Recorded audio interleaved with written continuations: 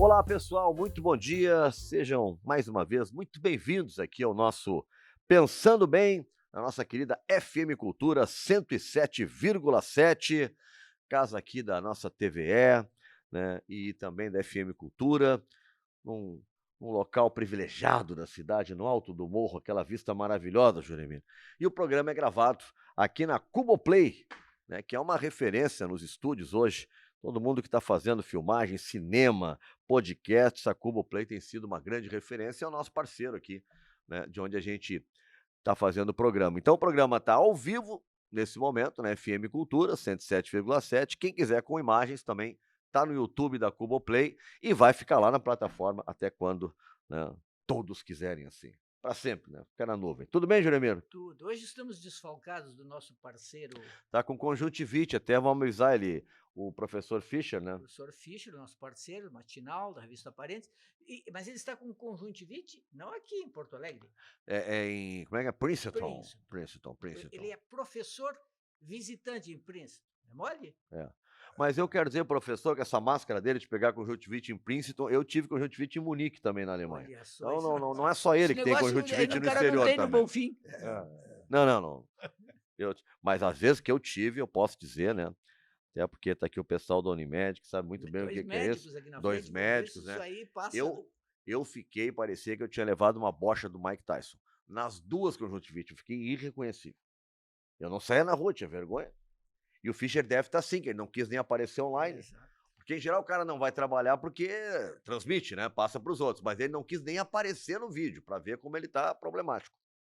Nenhum de nós dois é oftalmologista, mas no tempo de interior, quando se trabalhava, era-se obrigado a atender tudo, né? Então, conjuntivite, digamos assim, é o mais comum, é a mais comum das afecções oftalmológicas, eu imagino, né? Então, ele tinha que saber qual é o colírio que usar, esse tipo de coisa. Agora, Quem já está não. falando conosco é o Wilson Luiz May, doutor Wilson Luiz May, presidente da Unimed RS, escritor, lançou Leão da Calábria, é isso, né, doutor? Leão da Calábria, e também é membro da Academia Sul-Rio-Grandense de Letras. E também conosco, Alcides Mandelin Stumpf, falei certo, Alcides? Doutor Boa tarde, Alcides, tudo bem? boa Tudo tarde. ótimo. Também diretor da Unimed, recentemente lançou o livro, ganhei de presente do Juremir, Sapateiro de Bruxelas. Isso aí. Foi lançado recentemente. O doutor Nilson Maia e o doutor Alcides Stumpf são dois cronistas, são dois médicos e são, ao mesmo tempo, dois apaixonados por cultura. Outro dia teve um evento lá na Casa da Memória, que era o lançamento de uma exposição fantástica. Do Casa Pedro, da Memória, que é a Casa da Unimed. Casa da Memória da Unimed, ali na Santa Terezinha. E aí o doutor Nilson Maia estava falando, lembrando de quando ele era adolescente e se deu conta de que ele poderia fazer qualquer coisa, mas a paixão dele é a cultura, a literatura. E então eu diria isso aqui para começo de conversa. Doutor Nilson, doutor Alcides, são dois homens que vivem para a cultura. E o pessoal da área da cultura só tem a agradecer. E, além de tudo, são escritores. Doutor Nilson Maia, eu tenho certeza que ele ainda não contou, mas ele está preparando um livro sobre Kafka, porque ele é um dos maiores especialistas em Kafka aqui no Brasil. O que lhe fascina, doutor, no Kafka? Como o Juremir relembrou, no nosso lançamento da exposição de Pedro Weingartner, né, que foi na quarta-feira à noite, na Casa da Memória da Federação Unimed RS, eu tenho essa paixão pela literatura desde a adolescência, como ele disse, né? Só que a gente tinha que primeiro ter uma profissão para poder depois se dedicar ao que eu chamo hoje de duplo ofício. Então, eu segui essa carreira da medicina e acho que me dei bem, tenho consciência, assim, de que fui um bom médico para os meus pacientes no tempo todo que eu trabalhei naquela região do Vale do Taquari. Comecei a trabalhar em Vila Progresso, depois Marques de Souza e depois quase 30 anos Qual é no a sua Lajeado, especialidade, doutor? cirurgia do aparelho digestivo. Cirurgia do aparelho Mas digestivo. na época, depois que eu me formei, a gente fazia tudo. Obstetrícia, gineco, picada de cobra, traumatismo, a A ortopedia, bariátrica traumato. famosa. Não, isso não existia na Não, eu sei que não existia, mas é dessa especialidade, né? Ou não? Sim, em parte sim. Hoje tem pessoal que se dedica mais a isso. Somente a Né? isso. Então, tivemos que, felizmente, né? E nós estávamos preparados para isso.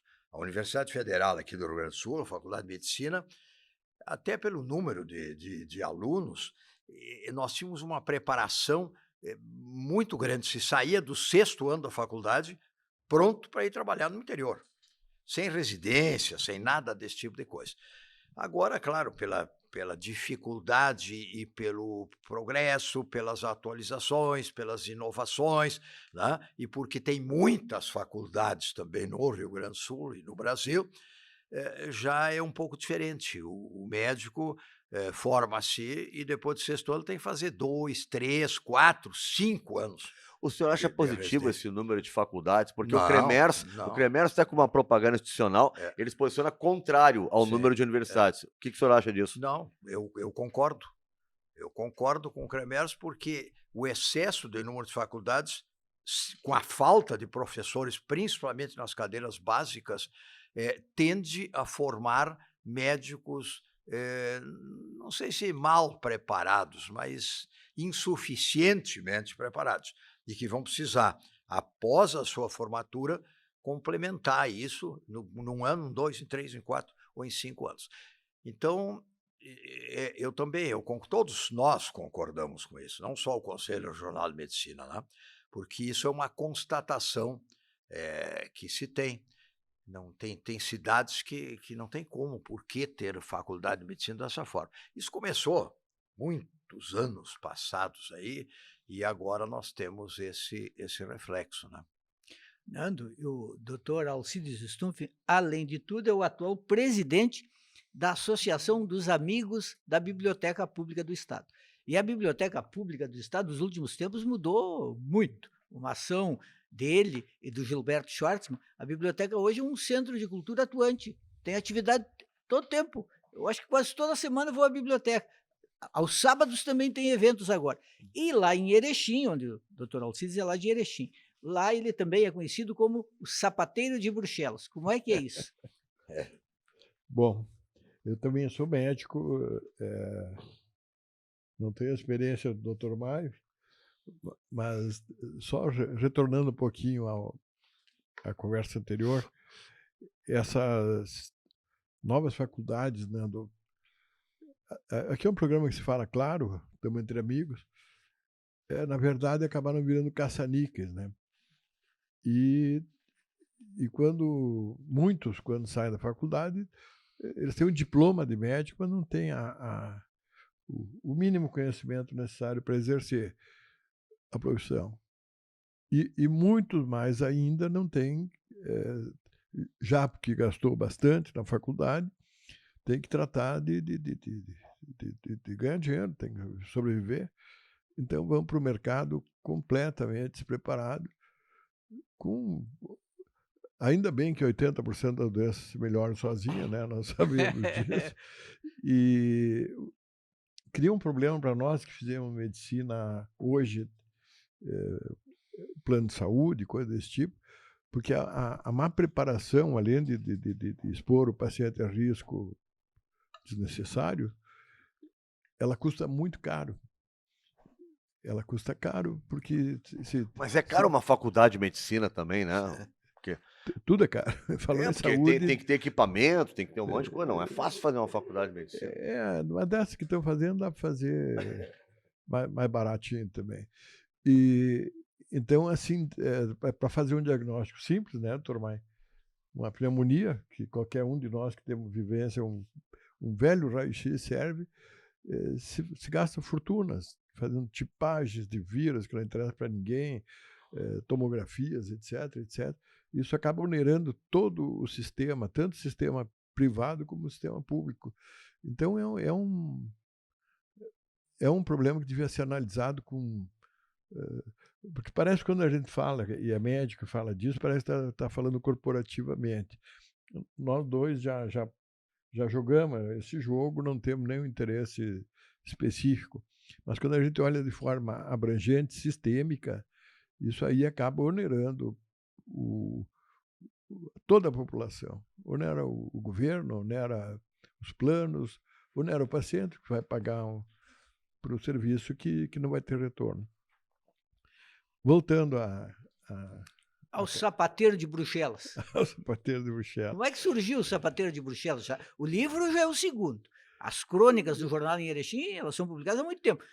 Mas assim, qual é o nascimento, a certidão de nascimento do sapateiro de Bruxelas? Eu já disse isso lá naquela palestra de vocês. Então, Lá na livraria Paralelo 30 aquele dia. É.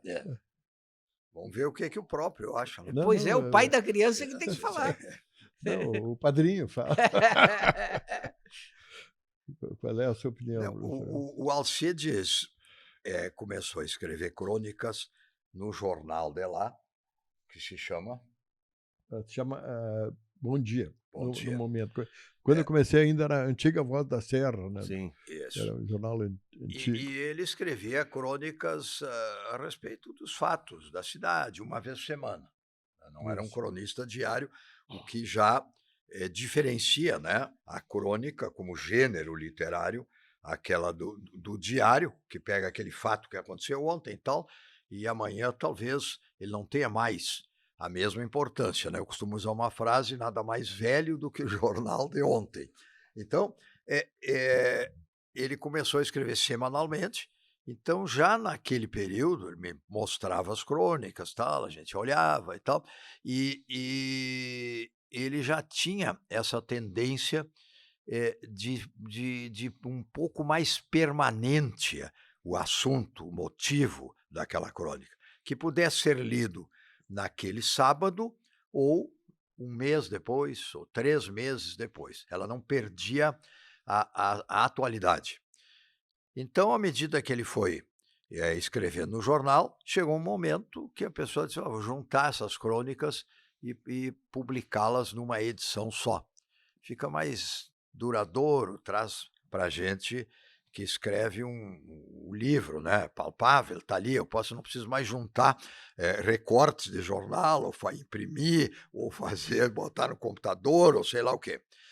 Então, a partir de um certo tempo, eu não sei exatamente o tempo exato, mas ele começou a escrever uma crônica sobre esse tal sapateiro de Bruxelas. Aí eu vi aquela crônica, depois passava um mês ou 2, escrever mais uma e tal, e aos poucos ele começou a repetir sempre com o mesmo personagem, né, que circula pela cidade de Erechim e que, na verdade, ele é bondoso, ele é uma pessoa de bom coração, ele tem humor ácido, né? Ele discute os assuntos da cidade, os assuntos do país, quiçá assuntos internacionais, por enquanto, e tem sempre uma saída final, que é o interessante nas crônicas dele, que deixam a pensar. E aí ele foi fazendo isso, juntou as primeiras crônicas do Sapateiro de Bruxelas, e com outras, né, me pediu que eu escrevesse a apresentação, e aí ao final de ler aquelas crônicas, depois um pouco mais tempo, eu cheguei à conclusão, a mesma que quando perguntaram para o Flaubert, né, a respeito da Madame Bovary, e disse assim: mas afinal, quem é essa tal de Madame Bovary, né, que tanta fama teve, que teve esse... O Flaubert respondeu: c'est moi. Então, eu caracterizei o Sapateiro de Bruxelas, é o próprio. Pois é, Então, vem a Porto Alegre toda semana. Tá, e aí vai juntando. É isso? Agora, por que de Bruxelas e por que sapateiro? Juremir, nesse último Telhados livro... de Paris, de Lisboa, descobrimos que é do Menino Deus. Ele fez o E Menino agora Deus. o Sapateiro de Bruxelas, descobrimos que é de É Erechim. de Erechim. Erechim. Não tem primeiro que esse personagem, justamente, ele tem um toque de sátira, um pinguinho de deboche, vamos dizer assim, e justamente o Sapateiro de Bruxelas, porque não tem nada a ver com o cotidiano de Erechim, nem com cotidiano nenhum. Olha de fora, olha de olha cima, de fora, olha. analisa. Não tem nada a ver diretamente com o que está acontecendo. E esse tipo de crítica é bom, né, Juremir? Claro. Quando tu critica ao bel prazer. Ri né? quando quer rir, debocha, critica, aponta os Usa o defeitos. alter ego para fazer isso. Aí ninguém vai acusar ele. Claro. A primeira crônica que eu escrevi primeiro uma crônica que o sapateiro aparecia. E a segunda crônica, para não ficar um troço perdido, eu situei quem era o sapateiro, né? E a primeira frase está aqui, ó. Não há como andar na vida sem pisar nos outros. Já é o sapateiro. Então ele Tá certo. Tem que cuidar do sapato. Agora, Bruxelas tem uma certa coincidência. E agora eu vou contar o milagre. Uma vez eu estava assistindo uma madrugada dessa da vida, que a gente está com insônia e tal, liga um filme, um troço, e aparecia uma cena lá no século XVII, XVI, que tinham que levar o sapateiro de Bruxelas era uma espécie de espião, ele era um líder, ele recebia mensagens e passava adiante, enfim. Era um jornalista. Esse negócio de ficar recebendo mensagem passando adiante é um jornalista. Era uma coisa parecida. E um fofoqueiro. Fofoqueiro, exatamente. Fofoqueiro. Tem muito de fofoqueiro esse país. Sim. E realmente a ligação, vamos dizer assim, real ou física, e vocês podem dizer até melhor que eu, é que durante muito tempo Bruxelas era um lugar muito ruim de chegar. Um clima muito muito ruim, é uma área pantanosa ao redor. Quer dizer, ninguém não é como Paris, como Londres, que eram cidades. Tu morava quase como um tempo houve de morar em Erechim, só morava em Erechim porque não podia sair de lá. Né? Agora, então, Bruxelas tem essa característica de hoje é uma cidade, né, com cortes internacionais, com etc. Mas nunca foi uma cidade desejada, atraente, uma cidade assim. E, ao contrário, uma cidade que foi crescendo em volta de si mesma, vamos dizer assim, em camadas quase, porque ela não oferecia nenhum atrativo maior. Sim, eu continuo não oferecendo, que me lembro que a grande atração de Bruxelas é fazer caravanas e tem um guia para ir ver o Manneken Pis. Aquele que tem lá, nós olhamos em qualquer praça, nossa, aqui tem uma estátua, uma criança mijando. Tu vai lá naquele caminho, tu vai afinal. Erechim tem aquela área verde no centro da cidade, como é que chama? Aquele... Parque Longines Malinowski. Mas é maravilhoso. Será que Bruxelas tem um tão bom assim? É uma área preservada, de mata nativa, espetacular. Não, hoje Erechim é uma cidade morasse em Bruxelas, alguma coisa? Tem esse conhecimento todo sobre Bruxelas? Não. Clima pantanoso, mas a hora que eu né, que nós estamos entre escritores, a hora que tu elabora um personagem, tu tem que começar a achar uma... Situar, contextualizar. Poderia ser qualquer outra cidade. Eu até desconfio, como ele é ali da Bélgica, como o Gilberto já conversamos sobre isso, que ali em Waterloo aconteceu alguma coisa e acabou tendo uma certa desdobramento. O Gilberto é outro que cria essas situações. Agora tem a exposição no Rio de Janeiro, na Academia Brasileira de Medicina. Sim, eu vi. Tem a exposição do acervo de livros raros dele, porque ele tem uma coleção de primeiras edições de livros importantíssimos. E aí ele me mandou um vídeo, porque a exposição começou em 31 de janeiro. Aí no vídeo ele apresenta o curador da exposição, um certo Facundo Sarmiento. Que reaparece ali, o fantasma do Sarmiento. Mas assim vamos, né? Então, Voltando ao começo de toda essa O Nando fez uma pergunta que o senhor não respondeu. Essa conversa. Seu interesse por Kafka. Pois é, voltando ao começo de todas, quando nós falamos do interesse pela literatura, a literatura é uma das partes da cultura, portanto, quem tem interesse pela literatura, tu precisa estudar a história, tu precisa estudar, além da própria literatura, os gêneros, a teoria. Eu fiz faculdade de letras nesse campo, assim, mais de literatura portuguesa, e no decorrer desse estudo, né, ninguém escreve sem antes ler muito. Verdade. Tá? Porque ali é que tu vai pegando e vendo e acompanhando e esse interesse, esse amor pela literatura. Então, aquilo vai num crescendo e não sei por quê, não exatamente por quê, num determinado tempo, como eu sou muito organizado, eu tenho que estar sempre organizado para fazer as coisas. Eu não consigo criar nada se eu não estiver primeiro organizado. Tá? Não é aquela coisa, cada um tem o seu jeito, sua característica e tal. E aí eu inventei entre aspas, né? Digo, é tanta coisa nessa literatura que eu quero ler tudo, estudar tudo, mas não dá. Então eu vou ter que escolher, dentre os autores universais, 3 que fossem assim que eu pudesse me dedicar mais, pudesse estudar mais, pudesse me tornar realmente um conhecedor de toda a estrutura do texto literário desses autores e vinculado à vida, né? A gente já sabe isso pela história da literatura, que tem alguns teóricos que não interessa a vida da pessoa, interessa o que ele produziu, o que ele escreveu, né? Tem exemplos diversos aí na história da literatura. Mas eu quis fazer essa conjugação e aí escolhi, né, Kafka, Camus, Albert Camus e Jorge Luis Borges.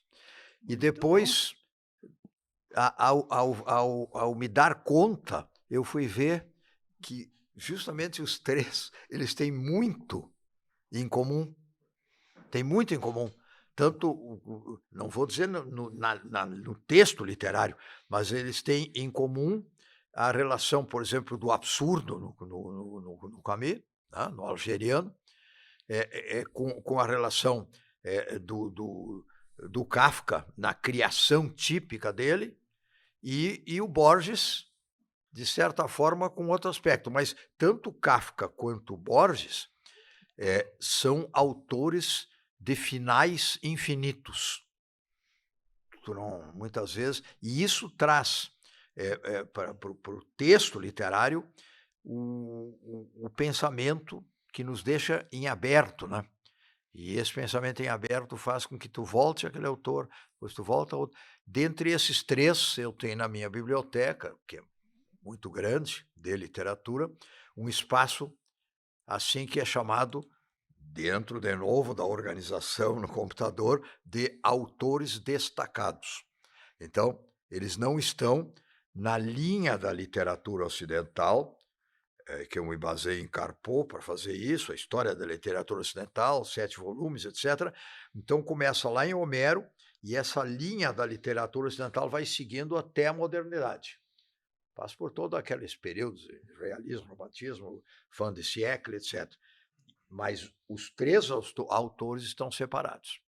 Sobre Kafka, que eu mais me dediquei, talvez eu tenha maior número de livros assim sobre ele, estudos feitos sobre eles aqui, pelo menos na nossa região, né? Porque aí é aquele prazer assim de tu ver na biblioteca aquela estante que está ali, está faltando isso aqui, esse é em francês, aquele tal, outra coisa. É isso aí. Teve um primeiro livro do Kafka que te seduziu, não sei se Metamorfose, Processo, algum livro que esse livro te pegou e aí tu quis saber tudo do cara ou não?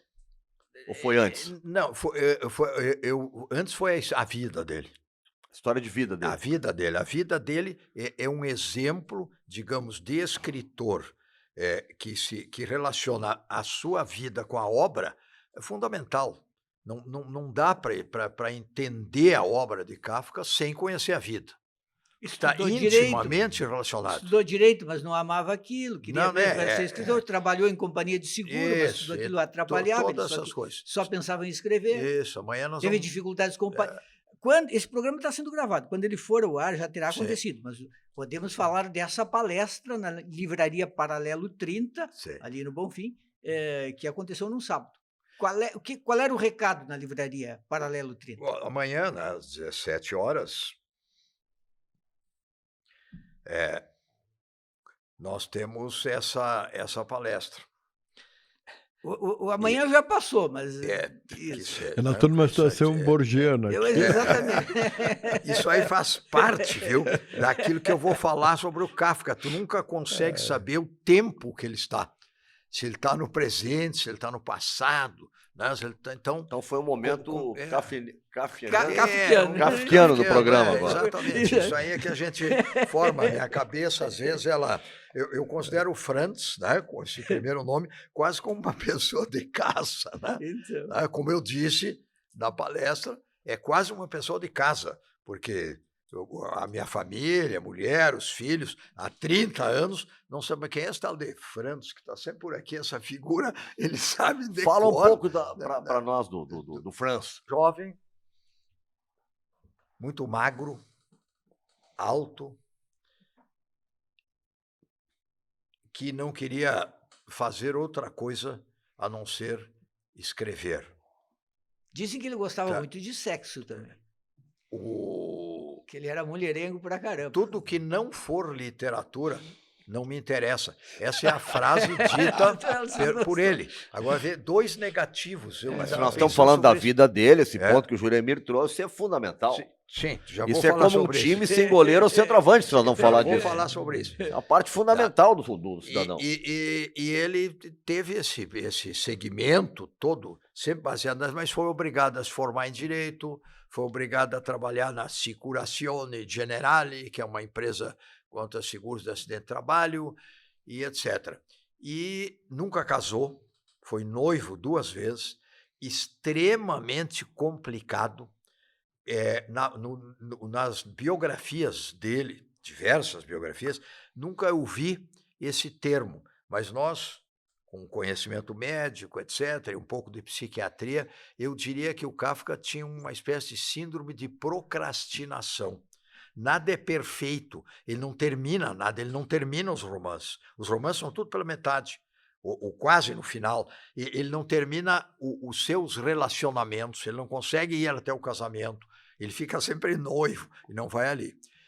E assim vai. Então, daria para falar aqui 2 horas, assim como eu falei lá. O senhor acha que o Kafka era um infeliz? Ou como é que o senhor classifica? Não, ele era uma pessoa que queria viver sozinho para se dedicar à literatura. E tudo que saísse fora disso, inclusive a mulher como esposa, que permanentemente ia estar em casa, ele ia ter que se dedicar a outras tarefas, ia perder esse tempo, não sei se dá para entender isso aí, e não fazer o texto que eles imaginavam. Agora, tem muitas mulheres na vida dele, respondendo a questão do Juremir. Tem muitas mulheres. Prostitutas, sim, diversas. E tem umas 4 mulheres que exerceram influência fundamental na vida dele. Principalmente a primeira, que ele foi noivo 2 vezes, Felice Bauer, e as fotos que tem da Felice Bauer é muito feio. Não sei como é que esse nosso Franz foi se dedicar tanto assim. Agora, Nando, como é que a gente sabe, né, de tudo isso? Como é que a gente sabe de tudo isso? Pois é, os biógrafos se basearam, ele escreveu 540, ou em torno disso, cartas. As cartas deles podiam ter 100 páginas. Para Felice Bauer. Tem carta de 35 páginas. A do pai... E ela guardou as cartas. Entende? O que falta para os biógrafos? As cartas que ela mandou para ele. 400 e tantas cartas. Essas ela não mostrou. Ele rasgou. Ele queimou. Ele rasgou. Ele queimou tudo. Então nós vamos ter... Imagina se os biógrafos tivessem as cartas dela, as respostas para ele. O que ele se baseia são nas cartas dele e nos diários Ele sempre escreveu, como ele não podia, não tinha tempo para desenvolver os romances, mas sempre escrevia diário. Então, são os diários e são as cartas para Felice, para Milena, para Dora Diamond. Um modo de O senhor vai escrever um livro sobre ele? Ficção? Não, já escreveram tanto livro sobre Kafka. Não, mas uma ficção, quem sabe? Não? Isso aí está indo. Doutor Mai, mas a grande obra dele, vamos dizer, em termos de assimilada pelo público, são póstumas, né? O Processo foi publicado póstumamente. Não são póstumas no sentido de que foram divulgadas, né? Isso. Póstumamente pelo Max Brod, que era o amigo a quem ele pediu que queimasse tudo. Isso Ele também não é bem assim. Ele publicava em revistas. Isso também não é bem assim. Isso entra de novo naquela personalidade de não fechar o ciclo, né? Não fecha nada. Será que ele não mandou queimar, ele tinha medo de concorrência? Não, de repente as respostas eram maravilhosamente escritas, ia virar um texto, a moça ia virar escritora, e ele não queria concorrência, então mandou queimar tudo. Essa é uma boa hipótese. O Max Brod não cumpriu. Tava com medo que a sua parceira superasse ele nos Ou textos. então elas contavam detalhes íntimos. Que poderia virar livro, né? Cartas de Kafka para... Como é o nome para dela? Felice. Para Felice, né? Correspondência entre os dois, né? Teria as dele e as dela, mas as dela Tu ele já não viu? deixou. Olha só, a Capitu, meu Douglas Burr, é só o Bentinho que fala. A Capitu, se a gente soubesse a opinião da Capitu sobre aquela história, mudaria tudo. Mudaria tudo. Não deixa. Não tem. Mas assim vai, Nando Grosso. São muitos anos, assim, a gente... As biografias do Kafka são muitas, né? Muito variadas, mas na realidade tem um biógrafo alemão chamado Rainer Stack, muito pouco conhecido, que é quem melhor conseguiu escrever. São 3 volumes de 600 páginas cada um. Nossa. Mas só tem um traduzido. E para um homem que morreu jovem ainda. É. Morreu de tuberculose muito jovem. É. Agora, tinha uns aspectos assim curiosos. Ele gostava de fazer coisas bem humanas, eu diria. Gostava de caminhar, gostava de remar, gostava de, sei lá, de pedalar. Uma boa pessoa, um bom homem, não tem uma frase que tenha sido que ele tivesse assim agredido alguém verbalmente ou dito nada. Uma pessoa quieta, tranquila, amuada. Politicamente se envolveu em algum momento da história, alguma coisa? Tem partes relacionadas ao judaísmo, ao sionismo, esse tipo de coisa que ele participou. Socialista, né? Em alguns momentos sobre isso, né? Mas não nada que fosse assim duradouro, não tem nada duradouro. Por causa dos amigos e nesse sentido que ele participou algumas vezes, em alguns períodos nisso. Mas foi uma pessoa conformada, né, até o final. Ele morreu quando ainda faltava um mês para completar 41 anos. E a morte dele foi terrível, né? Porque, na verdade, sanatório. ele não podia comer mais, ele não tinha condições de deglutir. Tuberculose laringe, né? Isso, ele morreu de fome. 38 quilos. 1,90 m. Pode ver. Ele estava onde quando morreu? Ele estava no sanatório de Kirling, no interior da Áustria. Ele é de Praga, né? Latinas. Eu me lembrei daqueles programas, que tinha antigamente, né? Como o senhor ia ganhar. O Céu o Limite. O cara ia lá falar sobre... Aí tu ficava pensando, pô, tal, né? Mas legal isso. Dava prêmios. Nós temos muitos. Dava prêmio. 2 programas, O Céu o Limite e Do Zero ao Infinito. Na França tem Questões por um Campeão. Eu lembro o Céu Limite. Silvestre. J. Silvestre. Já quebrava os discos quando não... Esse é o Flávio Cavalcante. Flávio Cavalcante quebrava os discos. Eu botava na lata de lixo. Eu me lembro que tinha aquela música do Gilberto Gil, Bate Macumba, lembra? Bate Macumba, bate macumba, era só isso a música, uma espécie de uma coisa tribal assim, né? Isso aqui é letra, isso aqui é um lixo. Daqui que eu faço com esse disco, um vinil, uma lata de lixo. Isso aqui eu jogo aqui, puf, jogando a lata de lixo. E os discos davam para quebrar. E aí tirava o nosso comercial, por favor. Bravo. Flávio Cavalcante. Flávio Cavalcante. Flávio O Cavalcante. J. Ele tinha- Silvestre era outro. Já tivesse era é do outro, Céu é o O Limite. Flávio Cavalcante, ele tinha um programa de calouros que era muito bom, era aqueles que Sim. tinham a orquestra tocava Sim. e tal. Ali surgiu o Emílio Santiago, um Flávio Grande Cavalcante. Emílio Santiago. Mas ele Exatamente. tinha essas loucuras também, né? Quando ele Sim. não gostava de algo, ele quebrava o disco. Caetano e Gil ele odiava, né? Os Sim, tropicalistas. Quebrava o disco, jogava na lata de lixo. Não podemos esquecer de falar com o Dr. Maia e com o Dr. Alcides sobre as obras culturais que eles têm feito através da Unimed Federação e do Instituto Unimed. Por exemplo, a Casa da Memória. A Casa da Memória tem uns 4 anos. E a Casa da Memória é hoje um centro cultural importantíssimo, com exposições de escultura, de pinturas, e também com eventos, palestras. E também a Unimed faz o Fórum Unimed, que vai ser agora, em setembro, e que vai trazer a Porto Alegre uma lista aí de grandes pensadores, doutor Alcides. Sim, eu falo sobre o fórum e depois o Dr. Maia fala sobre a Casa da Memória. Muito bem, então fale sobre o Fórum. Aliás, só um pitaco sobre a Casa da Memória, que é uma criação do Dr. Maia. O que destaca e o que é muito bom na Casa da Memória, até falávamos há pouco, vamos dizer assim, a vivacidade da casa. A casa, porque muitas vezes essas coisas que se assemelham a museus, enfim, são coisas que são pesadas, elas são sempre iguais, vamos dizer, o museu sempre é igual. E a Casa da Memória se renova periodicamente, e cada vez com temas muito Mas interessantes, a minha curiosidade muito variados. O que as pessoas veem na casa, na Casa da Memória? A nossa exposição permanente, né, doutor Maia, é referente à memória do cooperativismo médico no Rio Grande do Sul, tá? Sim. Essa é a parte permanente. Mas a parte onde, vamos dizer, o público flui mais são mostras. Por exemplo, ano passado nós tivemos uma maravilhosa mostra sobre a Semana da Arte Moderna, né, 1822. 922.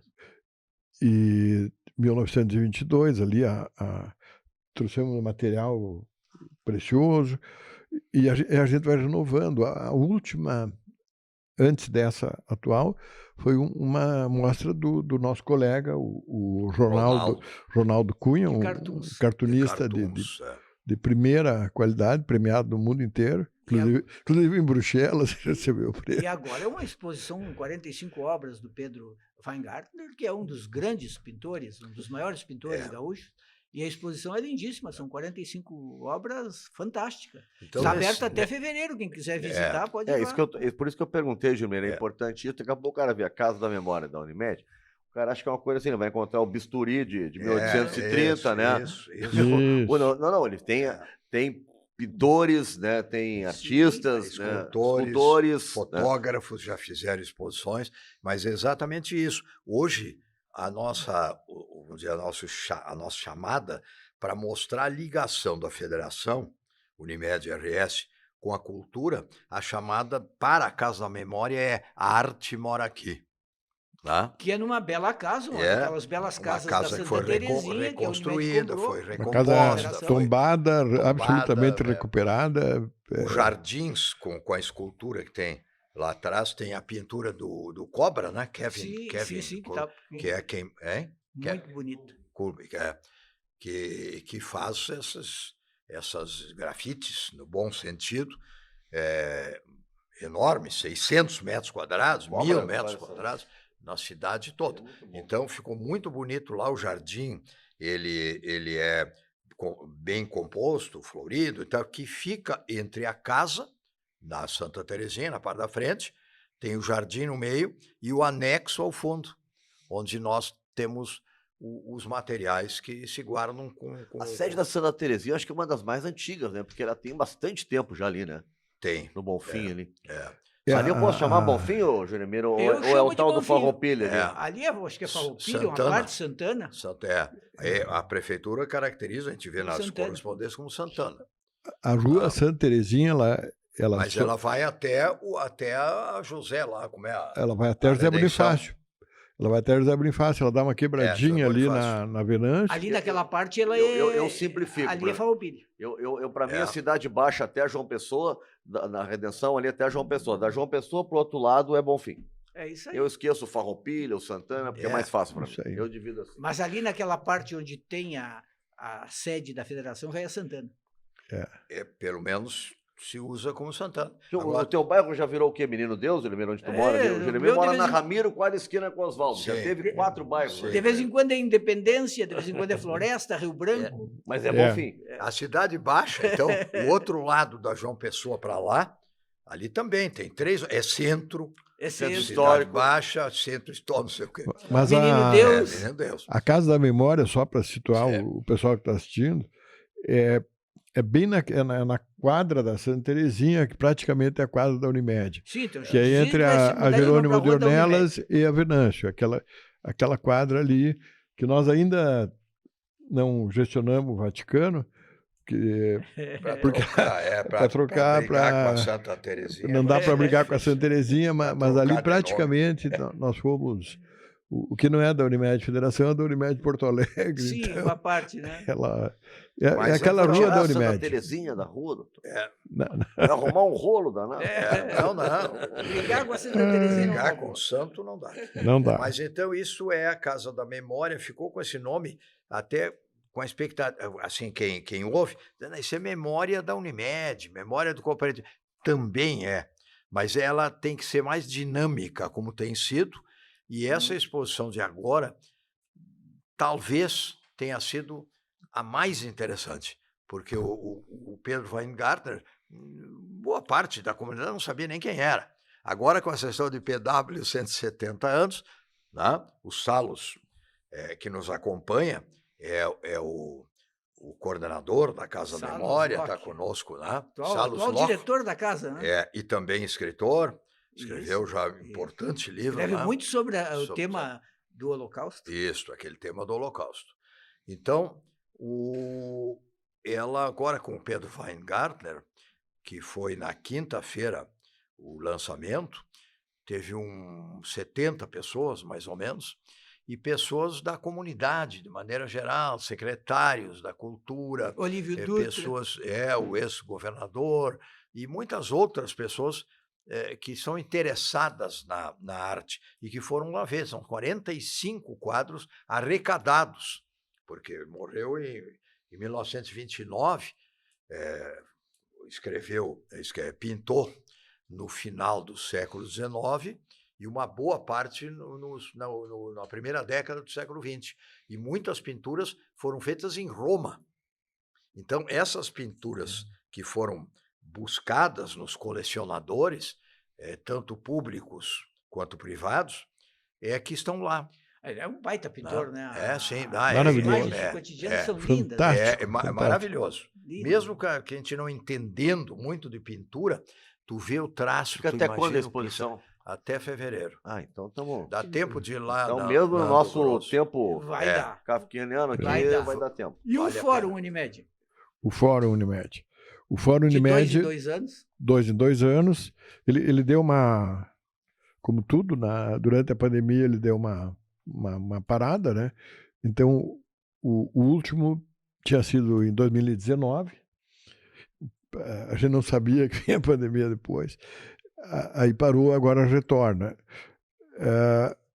O Juremir conhece bem, o Nando também já participou. São encontros, é mais um trabalho cultural, social da federação, e são encontros desse aqui particularmente, todos giram mais ou menos em torno do mesmo tempo, do mesmo tema, que é o pensamento humano, humanístico. Cada época a gente procura antever o que vai ser a bola da vez ali, no período que vai se realizar. Por exemplo, teve um ano que o Nando teve uma participação brilhante, foi um fórum envolvendo a Copa. Então, a gente olhou vários aspectos, desde a parte de urbanismo, que estava muito em voga, te lembra? Parecia que toda a cidade do Brasil ia ficar boa depois da Copa. Como nos enganaram ali? Como nos enrolaram ali. E, Quantas enfim, promessas. Pá, Até hoje tem coisa por fazer. muita coisa. eu acho que foi inclusive não foi naquele. Num anterior veio o Tabaré Vázquez, te lembra, Juremir? Não, os nomes. É, Alguns franceses já vieram. o O ex-ministro da Maffezoli, Educação da França, o Luc Ferry, o Dominique Volton, o Maffezoli. Os teus Exatamente. Os franceses. meus franceses. Dei a minha não, modesta são, colaboração. E tu vê, por exemplo, o Luc Ferry, O Lebec nunca veio, só falamos sobre ele. É verdade. os assuntos dele estão candentes hoje, a história do usa a burca, não usa a burca, vai na continua aquela folia, né? E Agora, esse ano esse- tem grandes nomes também. Esse ano nós escolhemos como tema, mais ou menos, imaginando, e acho que caiu muito bem, a liberdade de pensamento, né?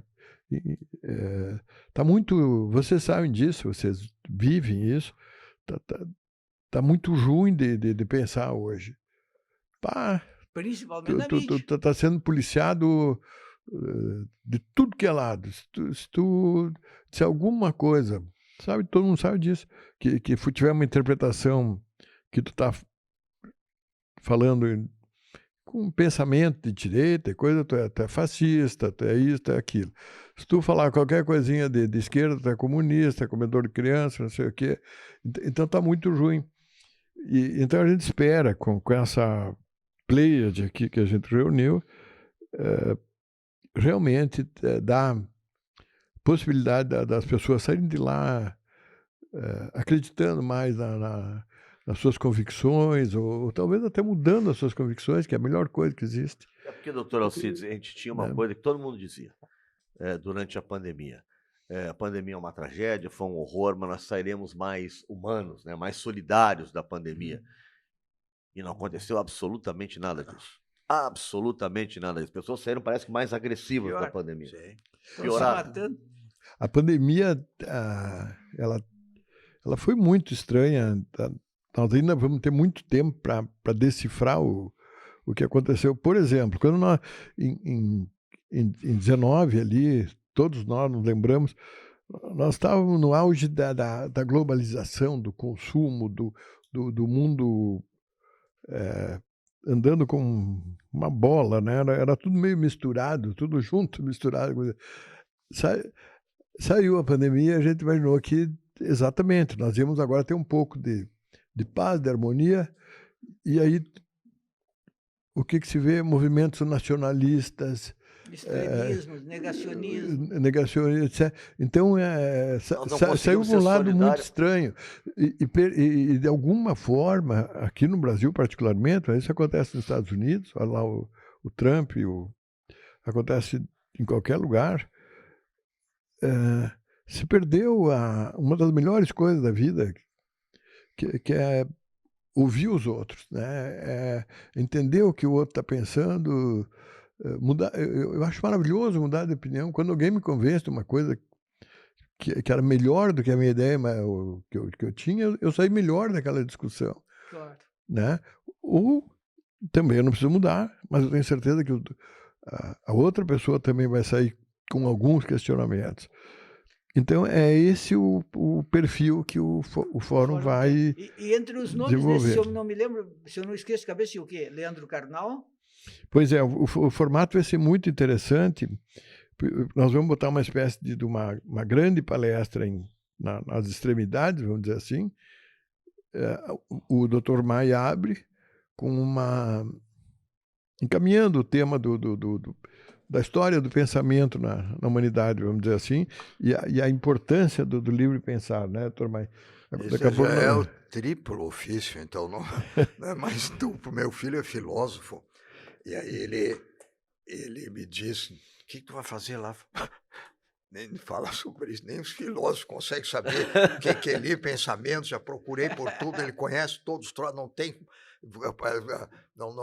na história da filosofia, passei um dia inteiro com essa matéria que tu me passou aí para ajudar. Não consegui encontrar nada. Aí, como o Milor Fernandes, uma ocasião, disse, o livre pensar é só pensar. Então, mas qual é a finalidade?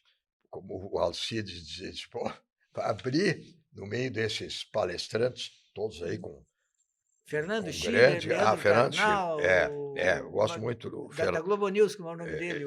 Eu gosto muito do Fernando Schiller. Demetrio Magnoli. Demetrio Magnoli. Eu vi uma última palestra dele lá numa região que nós tivemos, no interior aqui do estado. Mas, Nova assim, Prata. Em Nova Prata. Colocou o que eu penso sobre a coisa. Mas, enfim, por isso que a gente gosta, né? Quando empata com aquilo que tu pensa, senão tu não gosta. Mas Você queria quando elogia um comentarista esportivo, pô, eu gosto do Juremir porque ele é um cara imparcial. Exato. Imparcial porque pensa igual. Exato. Sempre que eu dava uma opinião e concordavam comigo, me diziam, como o senhor é isento. Isso que eu estou trazendo, essa ambivalência aí, de certa forma, é justamente por causa da história do livre pensamento. Tá? Que tu gosta, tem que jogar isso aí. E aí não é realmente tu admirar o livre pensamento, é tu concordar porque é aquilo ele está dizendo que tu gosta, como eu falei agora do Fernando Schiller. Mas não lhe preocupa hoje a naturalização da mentira? Quer dizer, a verdade às vezes parece meio que ficou um pouco de lado. Existem narrativas hoje que todo mundo sabe que é mentirosa, mas a narrativa pegou, faz bem para algum, interessa para outros e ela segue adiante. Nós não temos essa dificuldade hoje? Na última andança lá pela nossa segunda cidade, né? Eu encontrei no meio das livrarias, ali perto da Sorbonne, lá onde tu conhece bem, naquela pracinha que tem ali, andando, mexendo por ali, um livro pequeno assim, não me lembro agora exatamente o autor, está bem na minha frente, porque eu vou ter que ter um tempo para ler. Qu'est-ce que mentir? Tá bem. O que é mentir? Tá? Aqueles curtinhos da Avram ou alguma coisa assim. Aquela coleção. Então, eu acho, sim, eu costumo chamar um pouco mais do que isso, Nando Grosso. Eu acho que mais do que a institucionalização da mentira é a hipocrisia. Isso aí é uma coisa terrível, né? Eu escrevi um livro alguns anos atrás sobre liderança duradoura, caracterizando as características negativas em relação a algumas pessoas que forçam uma liderança. Não tem como, eles tentam forçar, eu conheci diversos. E aí vários lideranças que era só no crachá, porque a pessoa não tinha... não tem como. Só o crachá de líder. E a hipocrisia, ela faz parte disso. Maneira da pessoa, e tá junto, né? Com a mentira. Eu acho que sim. Acho que isso aí é uma das nossas condições negativas, assim, que a gente observa em muitas áreas, né? E aquilo aí tu vai ter que buscar, comprovar, tem que fazer outra coisa, e se perde tempo, né? Porque não são pensadores na realidade. Mas aqui, voltando a... Temos 2 minutos de programa ainda, só para a gente agilizar. 30 segundos só. Pensando, o que nós pensamos, em vez de, como presidente do Instituto, tá? Ir lá dizer, bom dia, pessoal que está aí, que bom que vocês vieram, tem 1000 pessoas, daquela coisa que a gente costuma dizer, que o Alcides já vai fazer, como anfitrião, a recepção àquele pessoal. E o nosso presidente da Unimed do Brasil, deve vir, como convidado especial, vai também referendar. Eu entendi, aquilo que o senhor acha chato, o senhor passou para o Alcides. Ele vai fazer a parte chata, o senhor entra depois. O que eu entendi foi isso. Estou errado, né? Eu entendi isso aí. Uma divisão de tarefas. O senhor Alcides, essa parte chata é tua. O senhor é muito perspicaz.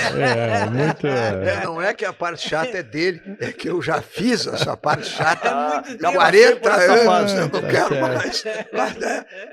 E aí, então, ficou que não é uma palestra, é apenas uma instigação, assim, para o público que está lá, depois poder apreciar e perguntar para os outros que vão falar. Sim. No meu não tem pergunta, é só apresentação. Então é isso aí. Muito bom. Jeremiro, o que faltou, Jeremiro? Pode ter um minutinho ainda para encerrar. Passamos a limpo tudo que tinha que passar para apresentar aí no nosso programa essas 2 personalidades importantes da vida cultural do Rio Grande do Sul, como escritores, como cronistas, como dirigentes de importantes entidades E do que Rio se Grande do Sul. preocupam com a E cultura, que se isso é preocupam com a fundamental, né? cultura. Podiam estar preocupados com outras coisas. Só com outras coisas. Então, se preocupassem com cultura. Podiam estar investindo só em outras coisas aí. Exatamente. Estão interessados em cultura. Então, eu acho que isso é algo que precisa ser salientado. São pessoas que se interessam pela cultura.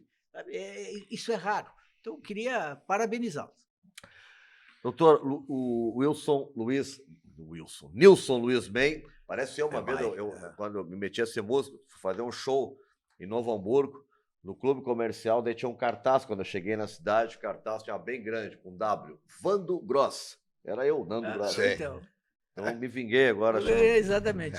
Doutor Nilson Luiz Bem, muito obrigado pela presença. Alcides Mandelli Stuff, também muito obrigado, parabéns pelo trabalho de vocês. Sim. Obrigado. E fica o convite, né? Visitem a Casa da Memória da Unimed, ali na Santa Terezinha. Santa Isso aí. Terezinha 263. E se encontrar o sapateiro de Bruxelas por aí, diga que eu mandei um abraço. Perfeito. Muito obrigado para vocês. É uma alegria, né, doutor Maim? Agora fazendo aquela parte formal, né, que eu tenho. Sim, sim. Não, Mas é muito, aguardamos. muito bom. A gente não viu passar essa hora. Isso é. Se o público não gostar, não sei. Agora nós gostamos. Nós né? gostamos. Isso. Agradeço a todos que participaram na minha palestra sobre o Kafka, tá? E convidamos para o dia 15 no fórum. Tá certo. Olha, eu gostei muito da palestra que vai ser dada Que amanhã. vai ser viu? dada amanhã. Achei muito boa.